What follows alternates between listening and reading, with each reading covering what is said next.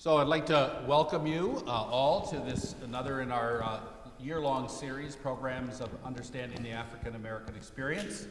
And one of the periods of history we wanted to learn more about in this process is Reconstruction.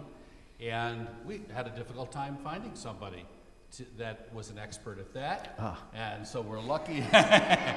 so we're fortunate that Bren Price, one of our members, and hopefully Bren is watching from 80 degrees in the Villages, suggested one of his friends and colleagues. If you remember, Bren was superintendent at the Pembroke schools, and Greg Kinal. Greg Kinal was one of his friends and colleagues there, and so we welcome him today.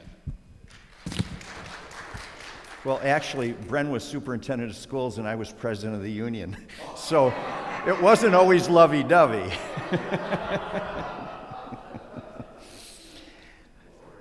I teach 8th grade and sociology. So 1 hour of the day I have 13-year-olds, then I go to 18-year-olds. And in sociology, we take a look at the cycle of poverty, and the students' major task is to figure out how we can break that cycle of poverty. And that course, I've been at Pembroke 52 years, and it's coming to an end very shortly. But I've been teaching Soc since 1992, and we haven't figured it out yet. I think if we did, we'd be written up in the papers and such, and it's very difficult. And in all my teaching, there's two groups among us that have gotten the short end of the stick in American history, and that's the Native Americans and African Americans. And I have been wrestling all these years with why so poor. And right now, 1 in 10 whites in our country is in poverty, 4 in 10 African Americans. And we got to figure out why is that. And those that aren't in poverty, a lot of them are in menial jobs, and we got to do something to fix that.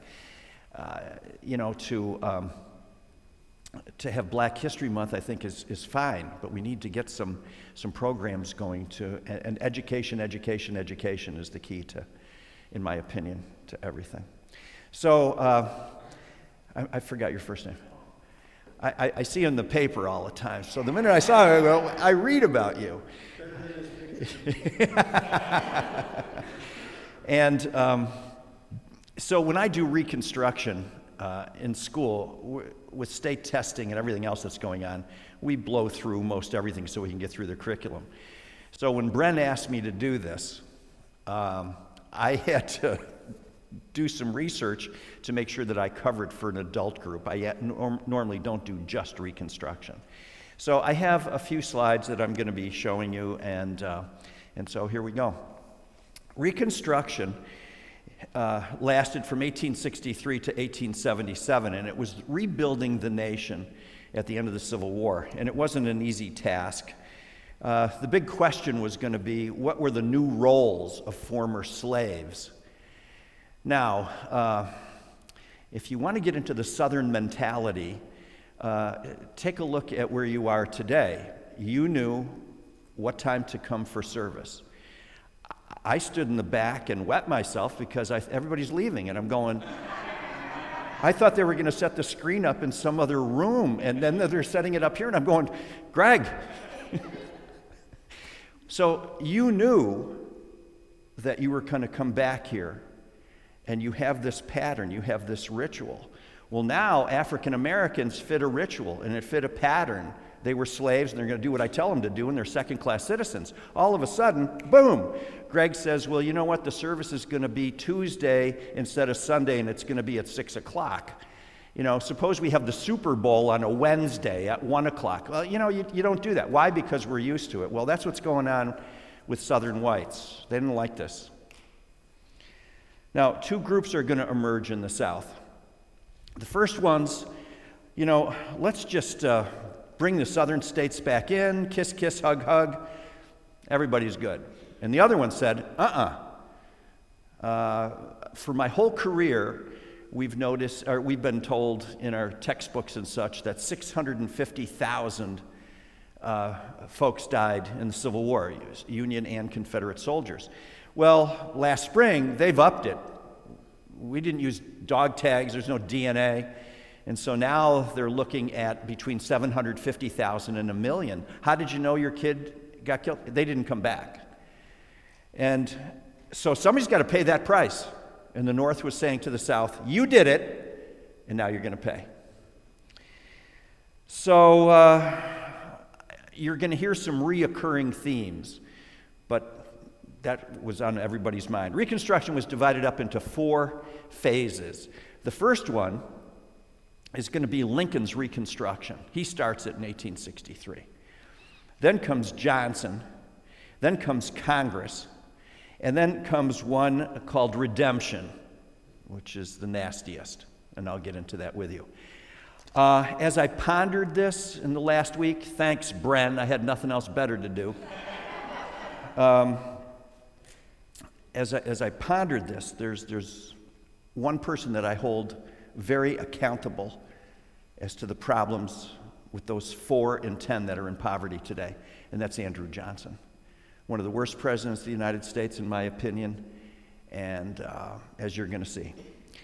So Lincoln had a soft heart.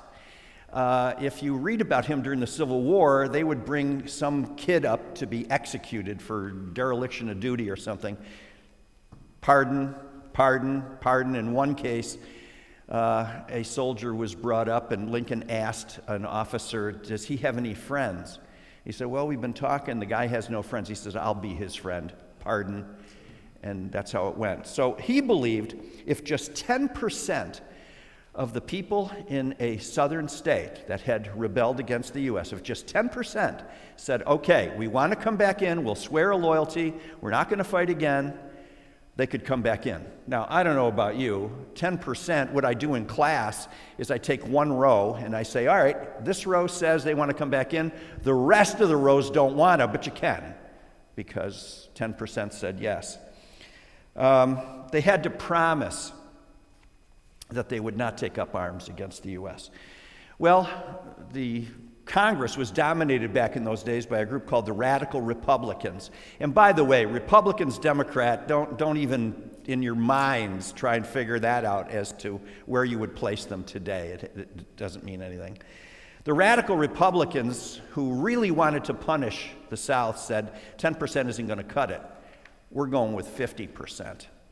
And Lincoln simply vetoed the plan. So under Lincoln, he pushed for the 13th Amendment to the Constitution, which was freedom for African Americans. He didn't live long enough to see it happen. It was in the works. He was shot in April. In December 1865, it becomes the 13th Amendment. And for African Americans, it was wonderful. Not only were they free, but families were reunited. So keeping in mind that you had families busted up on the auction block, I take my students to Washington each year. We just did our 50th year. And I had, and I'm done. I'm going to keep going, but I'm not organizing it. And I have 4 young teachers that are going to take over the trip. And one place that we haven't been able to get into is the African American Smithsonian.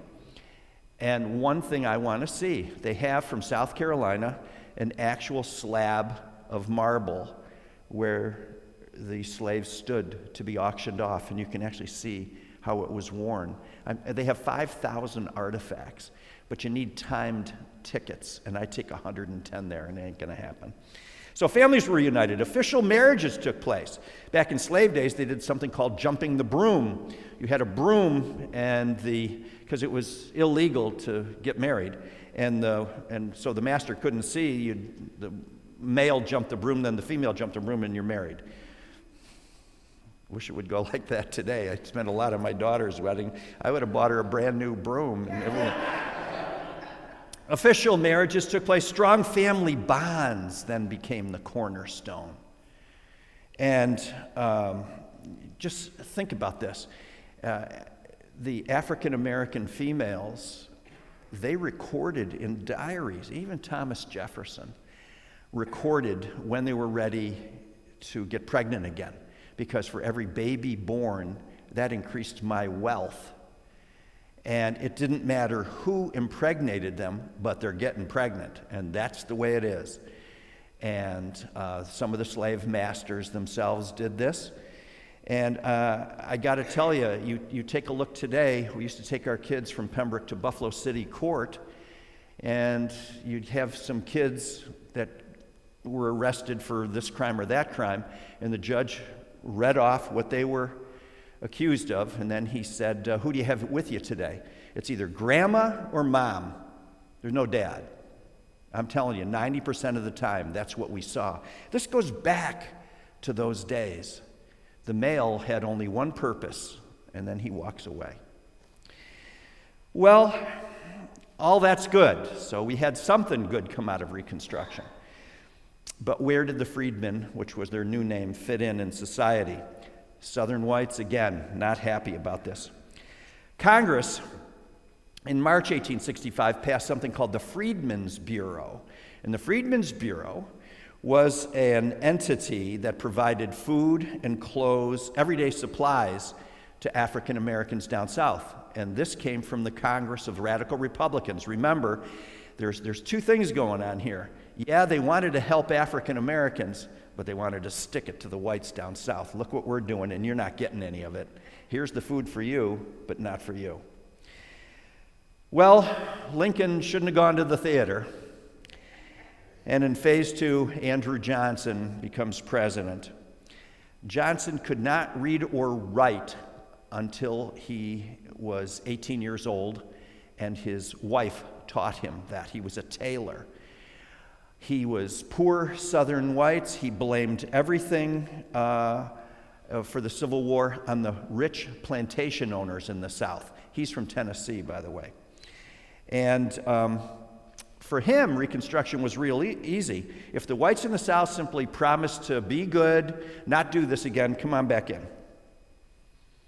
We confiscated Southern plantations from the plantation owners. He gave it back to the plantation owners. Refused to give any protections to former slaves. And Congress wanted to improve their lives. He wasn't interested. Here's a direct quote: "White men alone must manage the South, period." End of discussion. He sided with the poor white Southerners. And then he chose temporary governors to rule those states. And then he finally announced, Reconstruction's over, everything's all good. Yeah. So Congress had something to say about that. And one of the direct quotes from a congressman was, "Slavery was ended, but nothing was done to protect the civil rights of freedmen." So in December, newly elected Southern representatives and senators were elected from the South, according to Johnson's plan.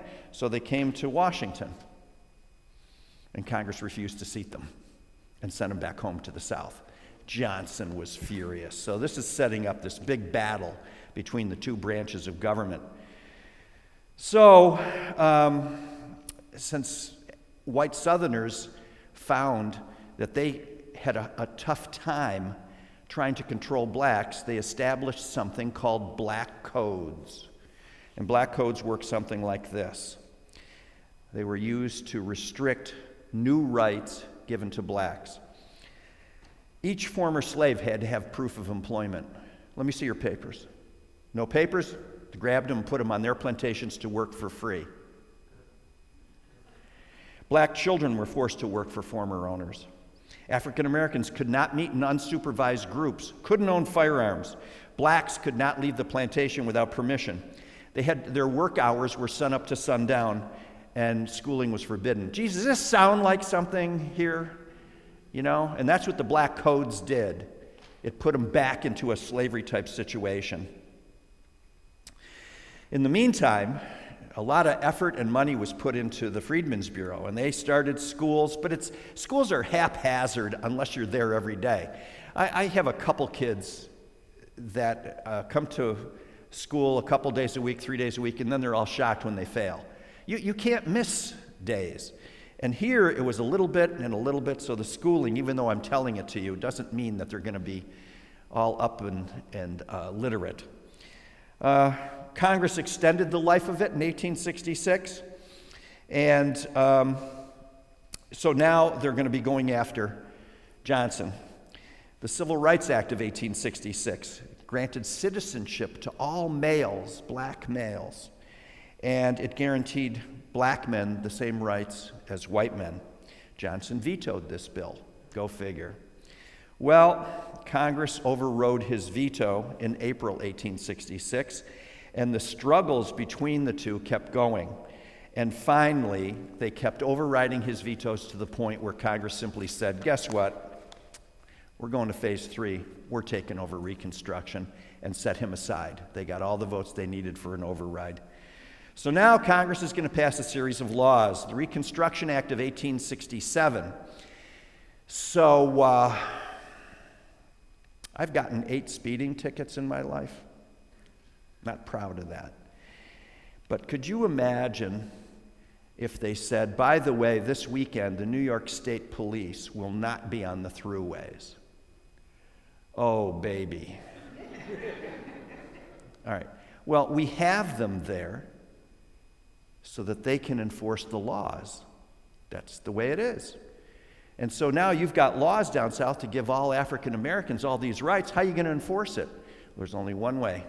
You bring northern troops that fought in the Civil War, you give them their guns and bayonets, and you bring them down south, and they make sure blacks can vote. They make sure blacks have all the rights that they need. They set up 5 military districts. And wow, holy cow, the South further didn't like this. Blacks in large numbers voted because standing right there were guards.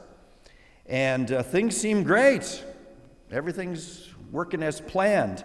Schools open for blacks. The South's economy improved.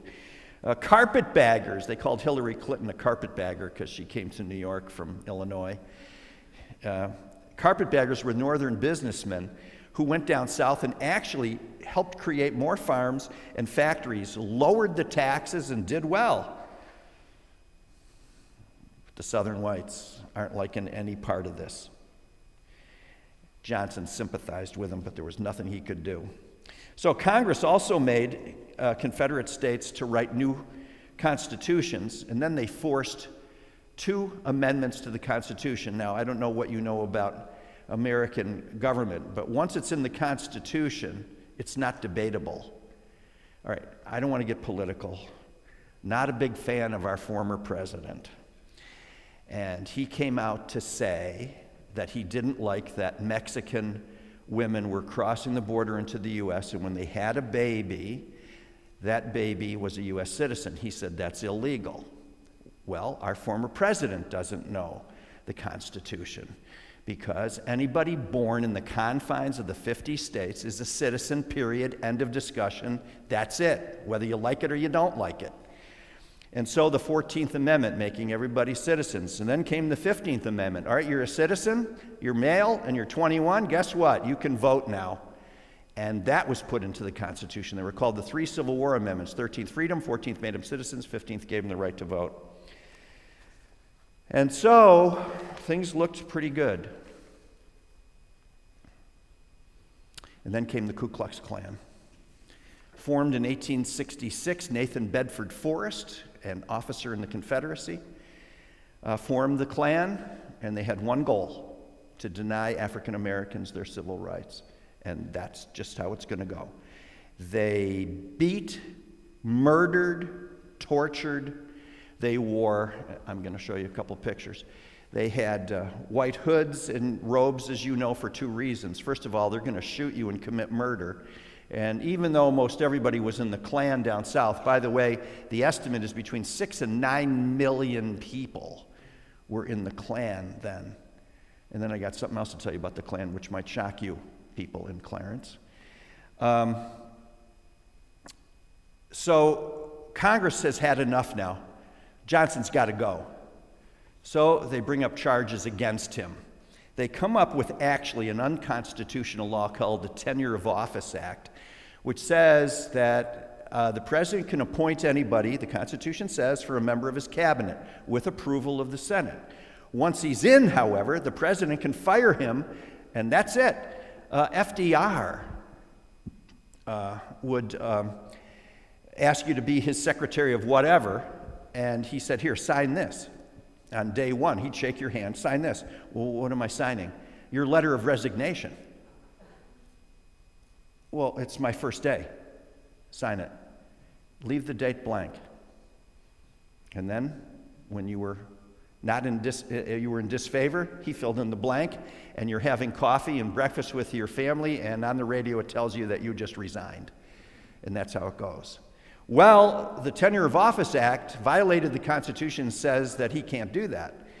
Well, Johnson fired Secretary of War Stanton because Stanton was in with the radicals and was going against Johnson. He wanted him out, so he fires him. So now they're going to kick him out of office. And impeachment has two parts, which we should all know. It's been on the TV recently. Part one is that you're accused in the House. That's majority vote. Then they can kick you out in the Senate. That's 2/3, which means in today's life, you got to get a whole bunch of people from the opposite party to go with you. And that's almost impossible. So they impeached him in the House, trial in the Senate, and it came down to one vote. Everybody said what they were going to do. All the senators said who they were going to, if they were going to vote for him, kicking him out or not. And one senator, Edmund G. Ross from Kansas, a Republican who hated Johnson, did not tell anybody how he was going to vote. It came down to him. He was the 2/3. And so the day of the vote, they had telegraphs. Everybody was waiting. The place was packed in the House of Representatives. And he was wrestling with this. And the deal was, politically, I want him gone. However, if it's the principle of the thing, he really didn't do anything wrong. We just don't like him. And so he stood up and said, not guilty. And Johnson was saved by one vote. In 1956, John Kennedy wrote a book called Profiles in Courage of 6 people that he admired, and Edmund G. Ross was one of them.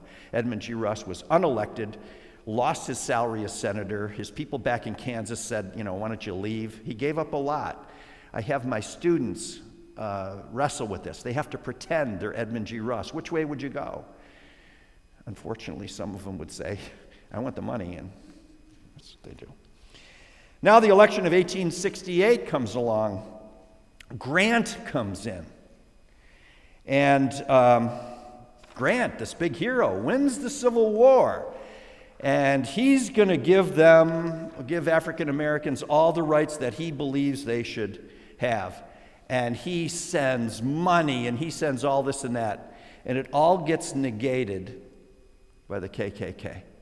They're right there at every corner, denying. You can tell them that they're going to have these rights to vote. Now, can you put federal troops in every single town throughout the South? Of course, the answer is not. So they could take care of business when they could. And things aren't good. So now we're into phase 4, the Redeemers. The Redeemers are the South's back in charge of the South. And by the 1870s, the U.S. is looking westward. We got new territory. Things are all exciting. New opportunities out west. And we're really not interested in Friedman and the African Americans. And then comes the big black eye, the election of 1876. Hayes versus Tilden. Now, keeping in mind, we have the state police out there, so I don't speed. You need those troops to protect African American rights. Big brother. Well, there's voting discrepancies in 1876. Tilden won the popular vote, but there were 4 states, you want to guess one of them, where the electoral vote was in big question mark.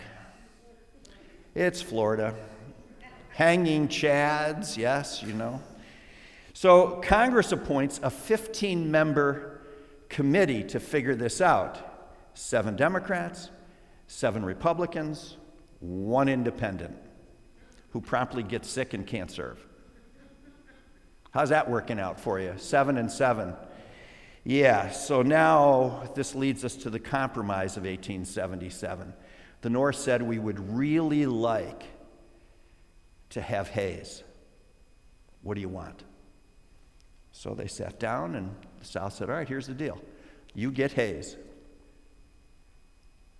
We want all the troops removed from the South. And the North said, okay.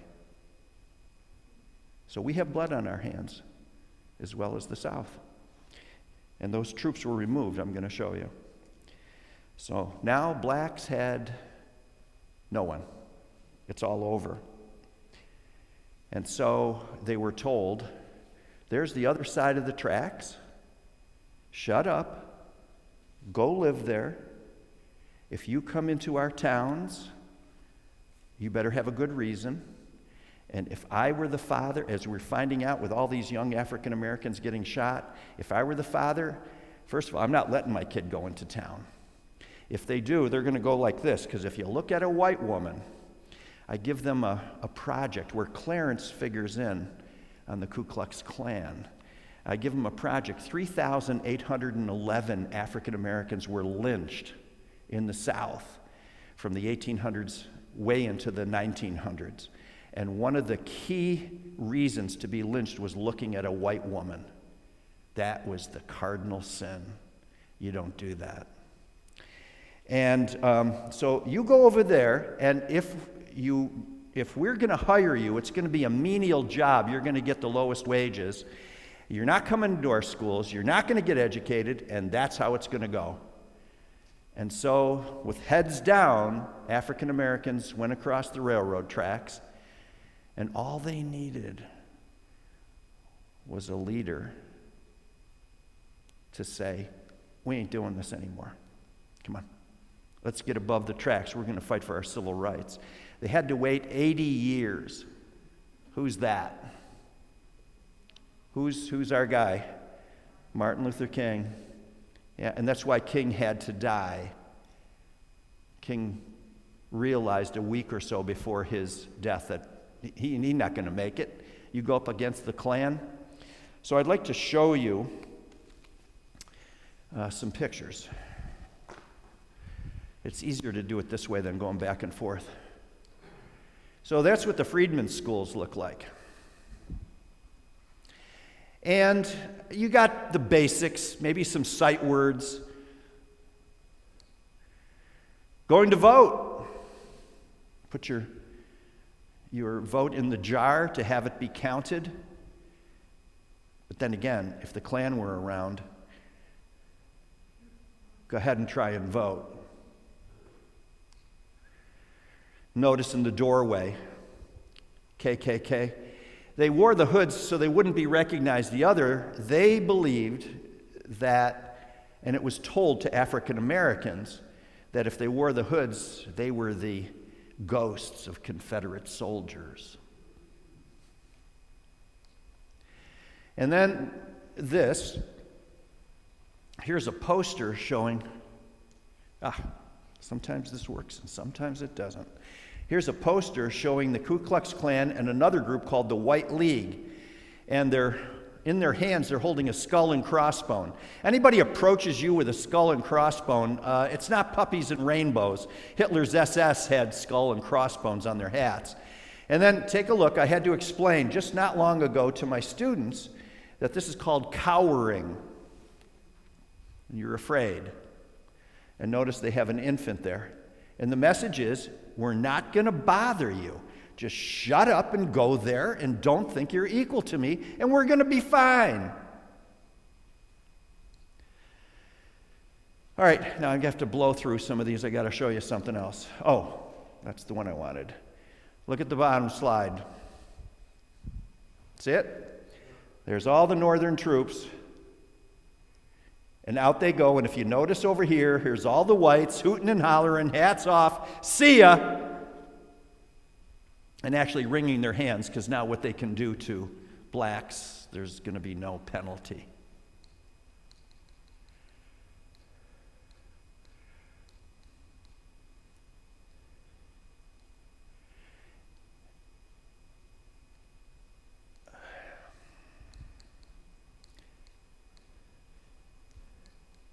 Hold on, I'm trying to get to where I want to be.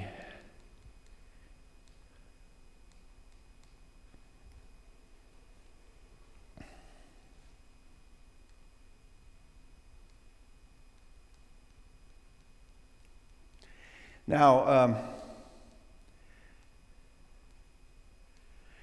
I had a friend at school when I started in 1970, and he said to me, he just bought a house in Akron, and he said, there's some tools in the basement. The old guy died. He's got no relatives. You want some tools?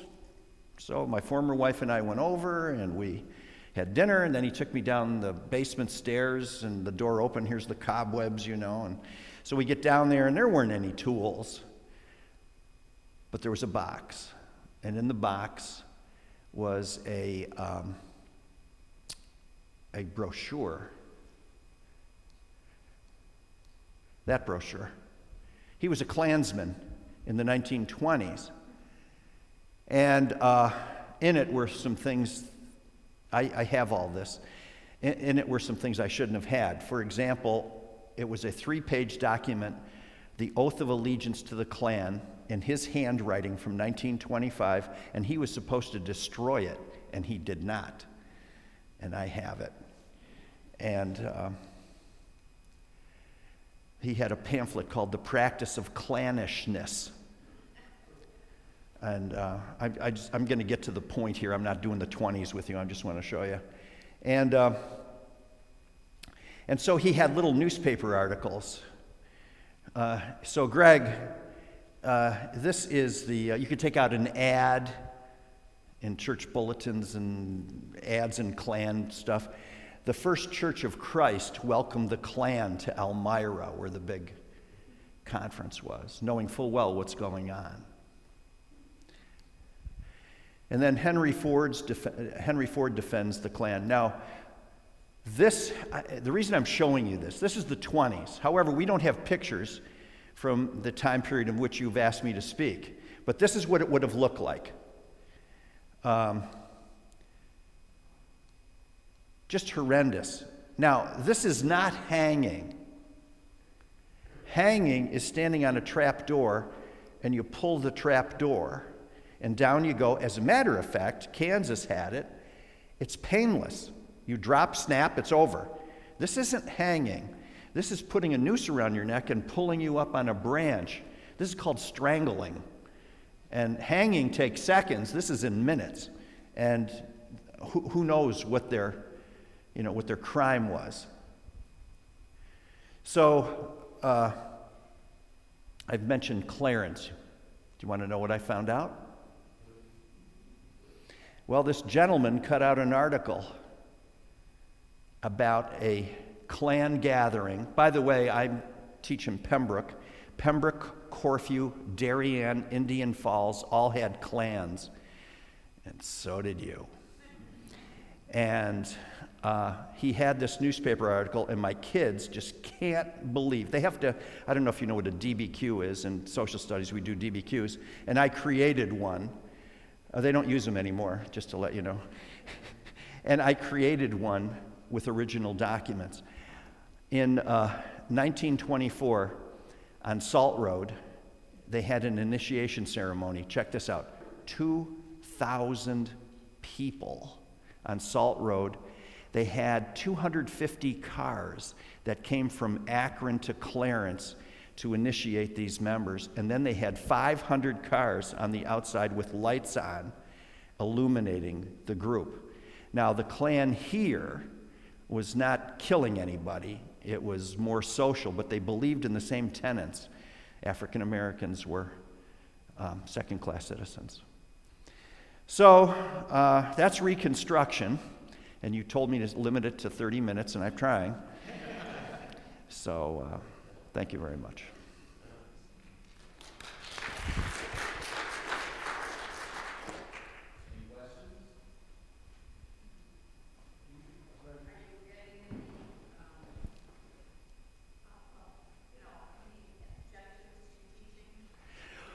Oh, no, let's get that square.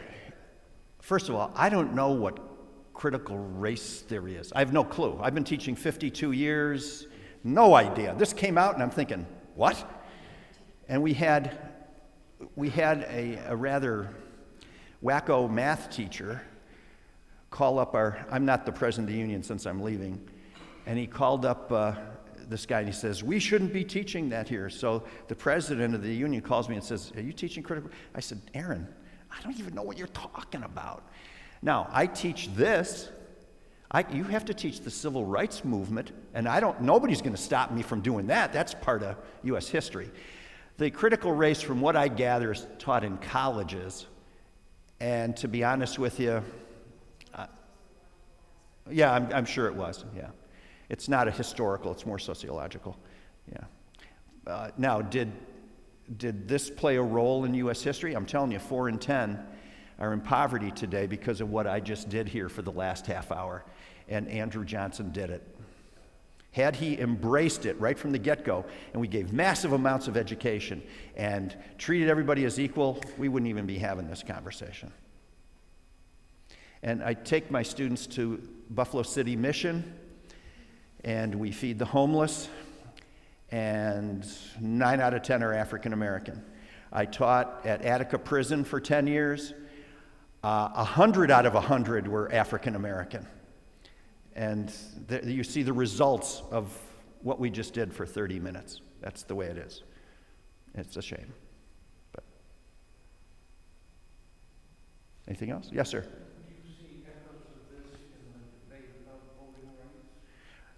Do you think we're back in history? We've turned back the pages of history. They're lying. They're telling people. I'm getting a bit aggressive here. They're telling people that they're trying to stop illegal votes and all this. Baloney.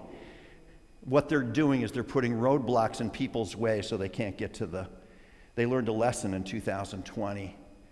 And yes, I do. Racism is alive and well.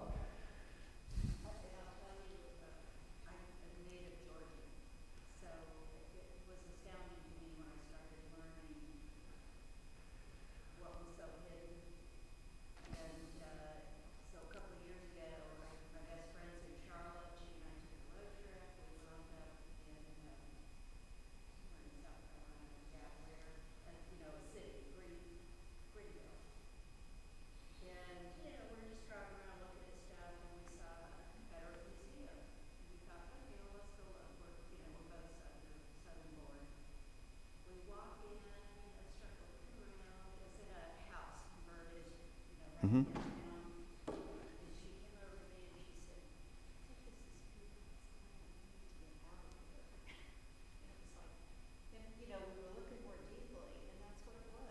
It was hidden as this is a museum, come look at what history did. And I'm okay with that. Reality, yeah, and we were too. The first thing you do is walk into a little library area, and we were looking for relatives in the books of enlisted soldiers. Sure. We both had roots, deep roots, and we were looking for names. But then as we went farther, we realized, this was more a shrine, and we hightailed it out of there. Wow. And we're both like, can you believe this is still going on? Well, since you raised the issue, I looked up just before I came here just to make sure. Right now, they estimate the Klan at between 6,000 and 9,000. Okay, now keeping in mind there's 310 million of us, I'm not worried. The biggest Klan joining and increase was about 12,000 in 2009. Can you tell me why? Obama. And they had to double the amount of Secret Service agents. Yeah. Now, today, about 6,000. And I don't see any big movement to join. Thank God. That's interesting. Anybody else?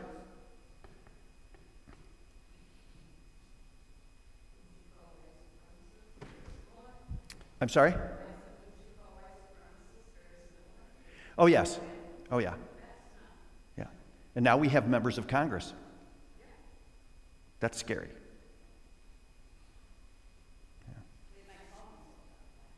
I'm sorry? No, no. But they're espousing. You take a look at, what their philosophy is. Yeah, and now I'm anxious to see President Obama nominated an African American female. Let's see how that goes in the Senate. What did I say? Obama. Yeah. Yes, Biden. So we'll see how that goes. Yeah. Thank you.